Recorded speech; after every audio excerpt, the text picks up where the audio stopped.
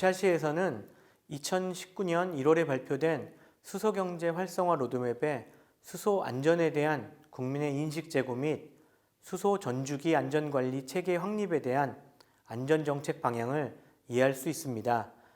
수소 연료전지 안전기술 개발 분야에 대한 개괄적인 소개를 통해 수소 전주기 안전기술 개발의 개념과 특징을 이해하고 더 나아가 수소 안전기술의 트렌드를 살펴보도록 합니다. 이번 차시에서는 수소 안전기술에 대해서 말씀드리겠습니다. 우선 수소 안전기술을 이해하시려면 우선 이 슬라이드인 수소 생산부터 저장, 이송, 이용까지의 기술을 이해하시고 거기에 따른 안전기술들이 어떻게 적용되는지에 대해서 말씀을 드리겠습니다. 그리고 안전기술을 개발할 때 어떤 방식으로 안전기술을 개발하는지에 대해서 말씀을 드리겠습니다. 우선 수소 생산 방식 같은 경우에는 우리 수소 경제 활성화 로드맵에는 4가지 꼭지로 나와 있습니다. 하나는 수증기 개질 방식, 그러니까 추출 방식이라고 하죠. 추출기 방식, 그 다음에 추출 방식은 탄화수 연료를 수소로 전환시키는 거고요. 그 다음에 부생가스, 석유화학 공정이나 이런 데서 주 생산물이 아니라 석유화학 공정에서 하는 바이 프로덕트인 부산물의 수소를 이용하는 경우가 될 테고요. 그 다음에 우리 방금 전차시에서 말씀드렸던 수전의 전기분해 방식이 있을 테고요. 그 외에 여러 가지 화학물 여러 화학 방식이 있겠지만 그 로드맵에서는 또 수입, 아까 일본 같은 경우에는 호주에 갈탄을 수입해 오는 개념의 4가지의 어떤 트랙을 갖고 있습니다. 근데 부생가스 수입 같은 경우나 부생가스 같은 경우에는 우리가 기술 개발해서 부생가스의 생산량을 늘릴 수 있는 상황은 아니어서요.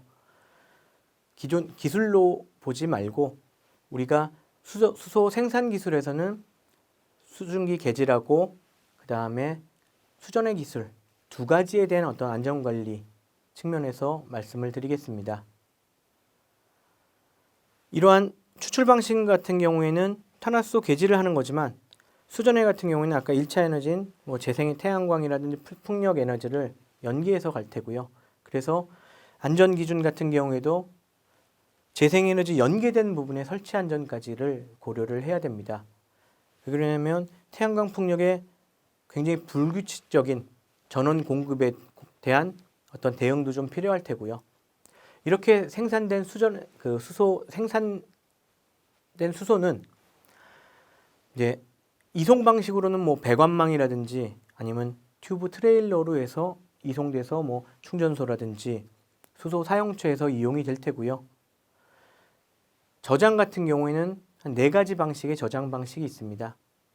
고압가스, 지금 현재 수소 전기차에 적용되는 방식이죠. 예전엔 350바 저장이었다가 기술 개발에 따라서 750바까지 700바까지 높아진 상태고요. 고압가스 저장 방식이 있고 그 외에 액상이라든지 액화가스 저장이 있습니다. 또한 금속 착화물 갖고 수소를 흡착시켰다가 탈착시켜서 수소를 저장하는 금속 나노 재료라고 하죠. 그냥 고체 저장 방식이 수소 저장 방식의 주를 이룰 테고요. 현재는 고압가스 저장이 지금 가장 범용적으로 보급되고 있는 상황이지만 향후에는 액상, 액화가스, 그다음에 고체 저장이 아마 다양하게 응용체에 또 맞춰서 적용이 되리라고 판단이 됩니다. 우선 이렇게 저장하고 이송된 수소는 이용 쪽으로 보면 기존의 반도체라든지 전기전자 아까 철강에도 필요하다고 말씀을 드렸었는데요. 수소를 이용하는 그 부분 이외에 산업 수소 이외에 연료전지로 응용처마다 하는 다양한 가정 건물 발전 자동차 선박이라든지 아까 지게차 드론까지 수소의 응용처는 굉장히 다양합니다. 그러다 보니까 이 전주기에 대한 안전관리 기술이 필요한 거죠. 이런 수소 제조 기술을 기반으로 해서 뭐 여러 가지 활용 기술들이 발달하다 보니까 그러면 거기에 대응해서 제품 기준이라든지 설치 안전 기준이라든지 다양한 어떤 안전 기술의 이슈들이 대두가 되고 있습니다. 그래서 이러한 수소 전주기 어떤 기술 개발에 따른 우리 그 안전 기술 개발에 대한 안전 대책 기술의 필요성이 지금 대두되고 있는 상황입니다. 최근에 그 수소법도 공포가 됐고요. 그래서 수소가 보급 확산될 수 있게 안전 기술이 계속 개발되고 합리화될 필요가 있다고 판단됩니다. 우리 수소는 잘 아시다시피 아까 연료전지 기술, 수전해 기술에 대해서 말씀드렸는데 생산된 수소가 수전에 의해서 생산된 수소가 연료전지로 이용이 될 테고요. 이 이용된 연료전지에서 물이 또 나오기 때문에 부산물로 물을 또 다시 수전해로 수소 생산을 하고요. 그렇게 되면 에너지는 선순환이 되는 거죠. 이런 선순환 구조를 잘 순환시킬 수 있도록 각 요소에 맞는 안전 기술이 필요하다고 생각하시면 될 것 같습니다. 또한 예전에는 에너지가 중앙 집중형 발전의 형태를 띠었다가 최근에는 분산형 발전으로 가고 있죠. 일본 같은 경우에는 벌써 수십만 대의 가정용 연료전지가 설치되고 있습니다. 2030년이 지나면 500만 대 이상의 연료전지가 각 가정에 들어간다고 보면 수소 경제 사회를 굉장히 앞당길 수 있는 부분이 되겠죠. 이러한 꼭 가정뿐만 아니라 아파트에 발전용 연료전지가 들어올 수 있을 테고요. 이제는 중앙 집중형이 아니라 그 필요한 그 거점에서의 그 분산형 발전 어떤 에너지 패러다임이 방식이 바뀌는 겁니다. 아무래도 송배전에 따른 전력 손실들이 감소가 될 테고요. 설치 비용 같은 경우도 저감이 될 테고요. 또한 또 수요자의 니즈에 따라서 내가 원하는 니즈에 따라서 열 전기를 쓰고 아까 고온형 연료전지 같은 경우에는 트라이젠 방식으로 해서 냉방까지 할 수 있는 그래서 다양하게 열병합 발전을 이용할 수 있는 개념으로 보시면 될 것 같습니다.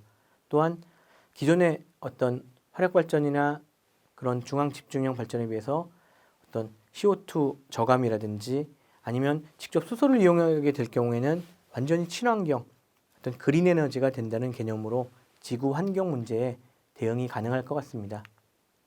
네, 이런 관점에서 이제 가정용 연료전지도 각 가정에 연료전지가 들어가다 보면 가정도 발전소가 되는 거죠. 그러면 거기에 따른 설치 안전, 제품에 대한 안전 기술은 굉장히 필요하다고 생각됩니다. 아까 말씀드린 수소 경제 활성화 로드맵에 보면 2040년도에 발전용 연료전지 15기가와트, 가정 건물용 연료전지 2.1기가와트, 총 합치면 17기가 정도의 발전을 계획하고 있습니다. 17기가라고 하면 한 1기가 정도가 원전 용량이라고 보시면 그 양을 예측하실 수 있을 것 같습니다.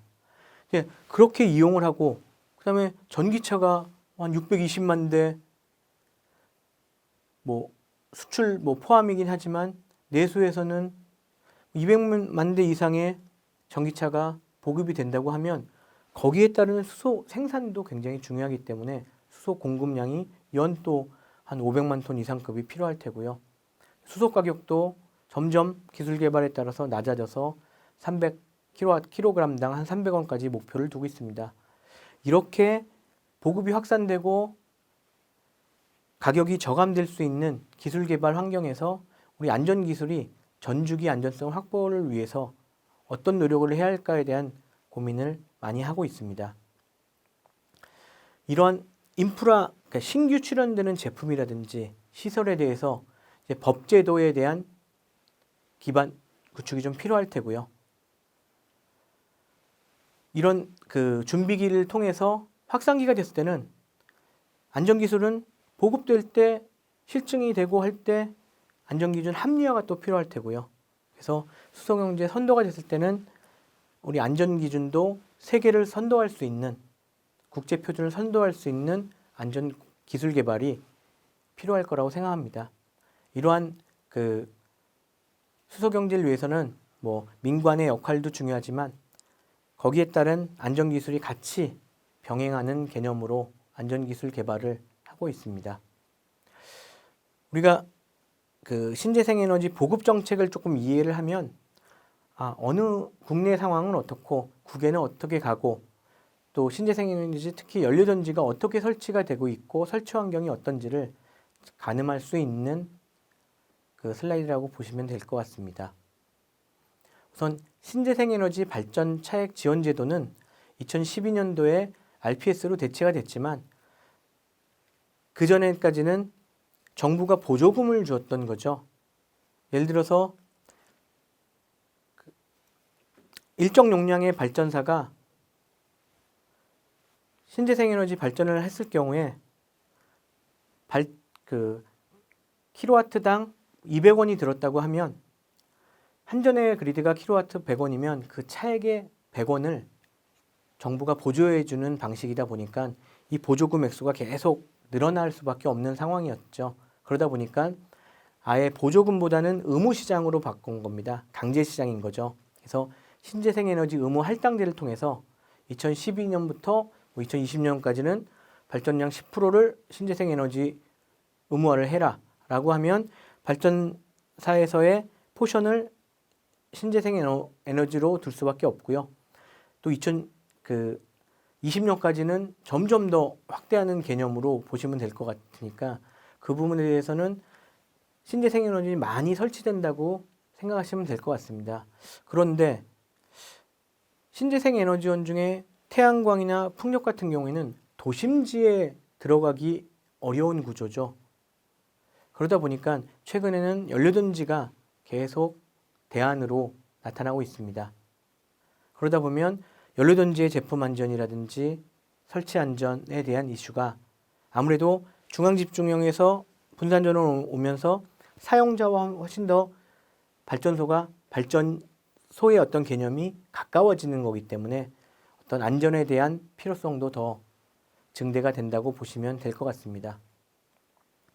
그리돈 100만 호 보급 사업 같은 경우에는 가정에 보조금을 주는 경우여서 아까 FIT라는 발전 차액 지원 제도처럼 정부가 보조금을 주다 보니까 2010년도에 300대의 가정용 연료전지 보급 대수가 10년이 지난 지금도 거의 보급 대수가 늘지 않는 상황이 됩니다. 그러다 보니까 우리 가정용 연료전지 회사에서도 시스템사에서도 가정용 시장부터 시작을 했지만 제품 개발을 수행했지만 이제 건물용 연료전지의 개념 의무화 시장으로 시장 확대를 합니다. 그래서 공공 건물 신재생에너지 이용 의무화 제도에 따라서 우리 어느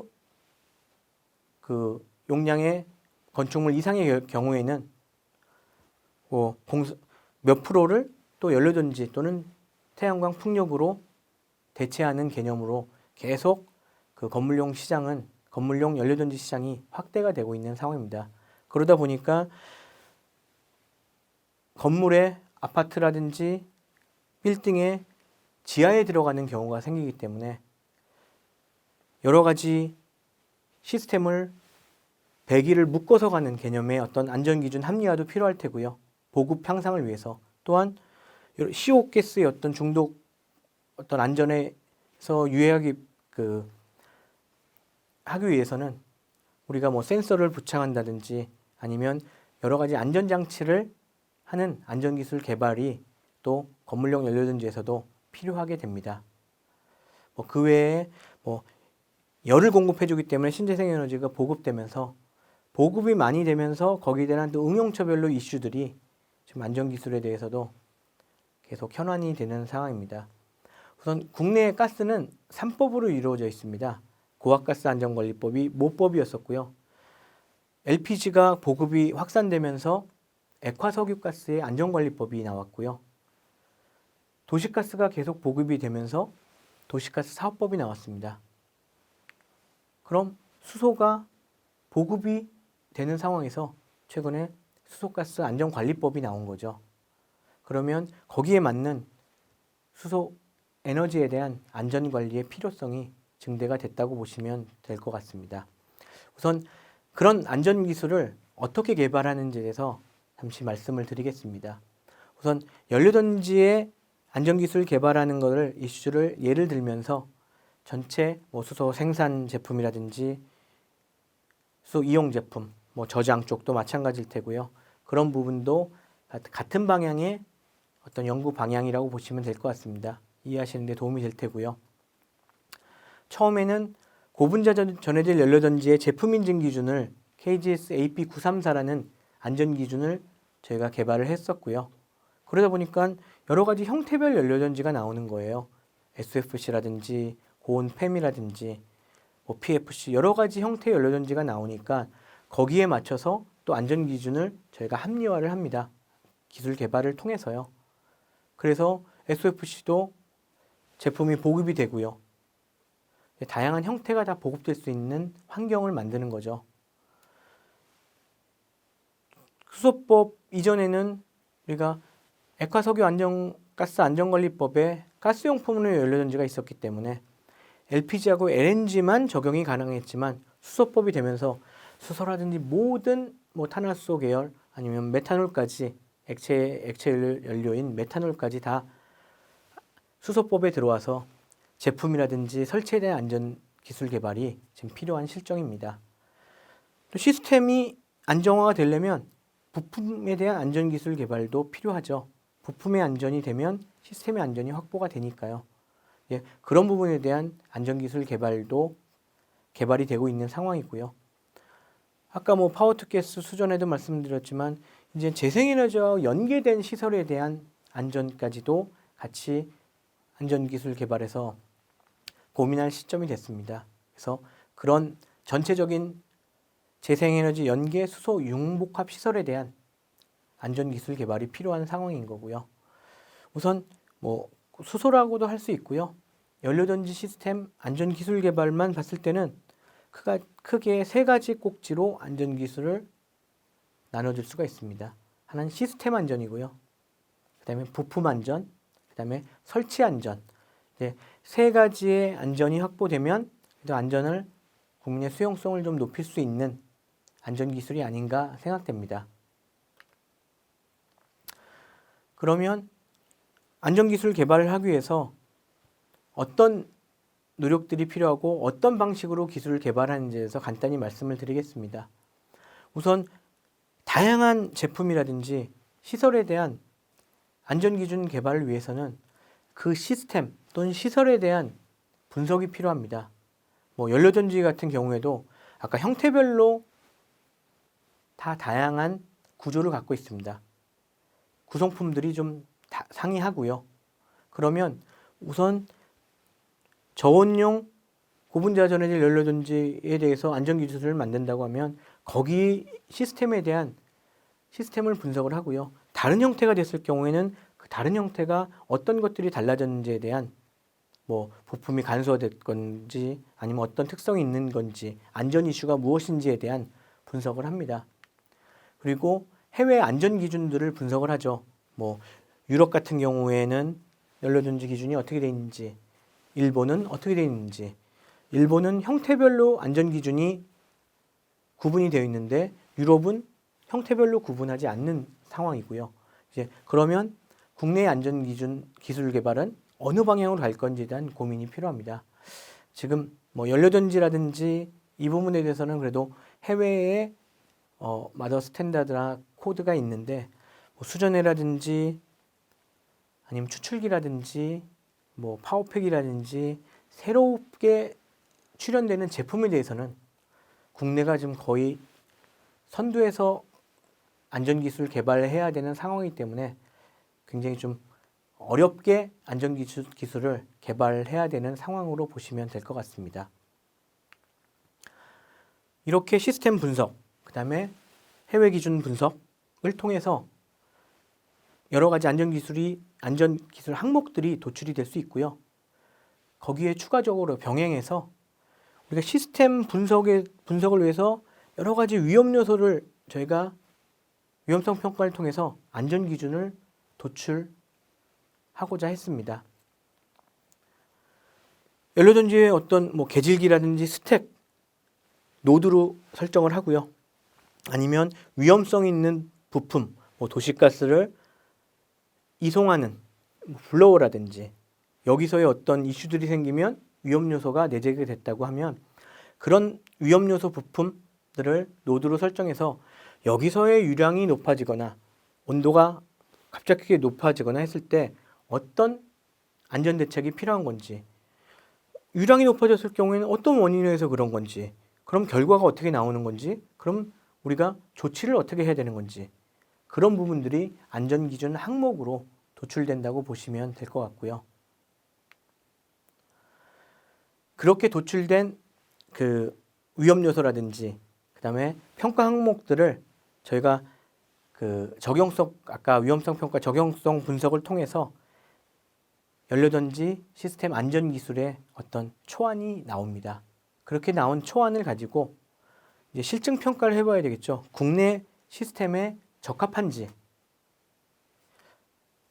그 다음에 시뮬레이션 같은 프로그램을 통해서 누출됐을 경우에는 어떤 위험 요소가 있는지에 대한 실증도 하고요.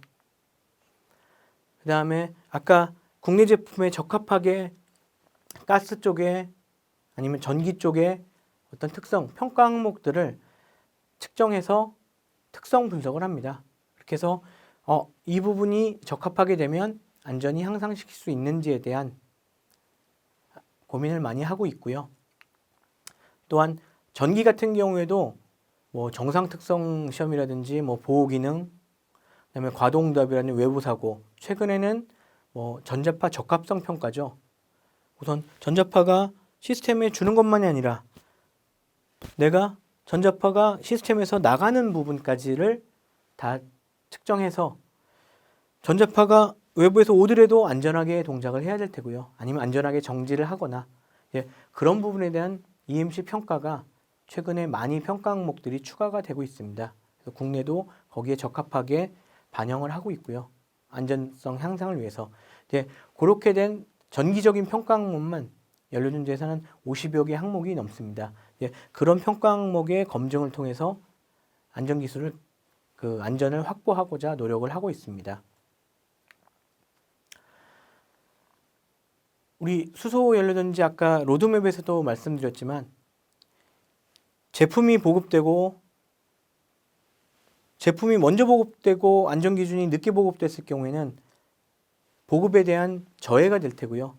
안전기술이 먼저 갔을 경우에는 제품의 특성을 반영하지 못해서 안전기준의 어떤 합리화가 좀 필요할 것 같고요. 가장 좋은 방식은 제품이 개발하면서 안전기준도 같이 개발돼서 이 특성들이 다 반영된 또 국내에 적합하게 특성화된 안전기준을 개발을 같이 해서 우리 보급 상용화에 걸림돌이 없도록 안전기술 개발 노력이 필요할 것 같습니다. 거기에는 당연히 안전성 확보가 필요할 테고요. 이러한 규제하에서 제품이 보급되고 설치됐을 때는 안전성을 향상시킬 수 있는 개념이 돼서 우리가 원하는 수소경제 사회를 빨리 최근에 울산이라든지 안산, 그 다음에 전주에서 수소 시범도시가 진행되고 있는데요. 이렇게 다양한 방식의 수소 시범도시가 수소경제사회를 견인할 거라고 생각됩니다. 그렇기 위해서는 거기에 적합한 안전기술이 같이 가야지 되지 않을까라고 생각됩니다. 지금까지 다양한 수소 연료전지 및 수전의 이해와 응용에 대해서 연료전지 1차 시, 그 다음에 수전의 및 P2G 2차 시, 3차 시에 수소 안전기술까지 다 이해가 되셨는지요? 수소 연료전지 및 수전의 그러니까 수소 응용 그다음에 수소 생산 부분, 그다음에 안전 부분을 어울려서 수소 전주기에 대해서 장황하게 말씀을 드렸는데요. 우리가 안정하게 수소 경제를 이끌 수 있는 상황이 되기 위해서는 보급만 중요한 게 아니라 아까 3차시에서 말씀드렸던 수소 안전기술, 최근에 수소법이 제정되면서 안전기술 개발할 수 있는 신규 출현되는 수소 생산에 수전해 및 추출기의 제품 및 설치 기준이 개발이 필요하고요. 이용적인 측면에서 직접 수소 연료전지 그리고 파워팩에 대한 지게차나 드론에 적용되는 파워팩의 다양한 신규 응용체에 대한 제품 인증 기준도 개발이 필요한 실정입니다. 이러한 안전기술 개발이 계속 개발되고 또 국내에 적합하게 합리화됐을 경우에 우리의 그 수소 사회는 아주 안정적으로 보급이 될 거라고 생각됩니다. 감사합니다.